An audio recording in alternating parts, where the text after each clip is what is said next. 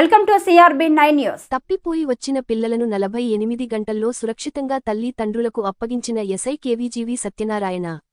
ఎన్టీఆర్ జిల్లా తిరువూరు నియోజకవర్గ తిరువూరు మండలం 2 రోజుల క్రితం ఎర్రమాడు గ్రామం చేలల్లో తప్పిపోయి దిక్కుతోచక తిరుగుతున్న ముగ్గురు చిన్నారులను ఎర్రమాడు గ్రామం సర్పంచ్ బొర్రా మోహన్ రావు ఎస్ఐకి అప్పగించగా, ఎస్ఐ ఆశ్రమంలో ఉంచి వారి తల్లి తండ్రులు భూమాశ్రీను, లచ్చమ్మలకు పిల్లలను సురక్షితంగా అప్పగించడం జరిగింది.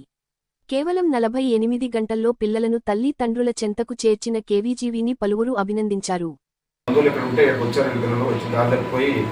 ఎర్రమాడులో పొలాల్లో ఉంటే రైతులు అక్కడ ఉన్న గ్రామ పెద్దలు అందరూ కూడా తీసుకొచ్చి పోలీసులకు చెప్పినట్లయితే వాళ్ళ యొక్క బాగులను చూసుకొని వాళ్ళ పేరెంట్స్కి సమాచారం ఇచ్చాము. సమాచారం ఇస్తే ఈరోజు వాళ్ళ తల్లిదండ్రులు వచ్చారు. వాళ్ళ తల్లిదండ్రులు పిల్లలు చెప్తున్నాం.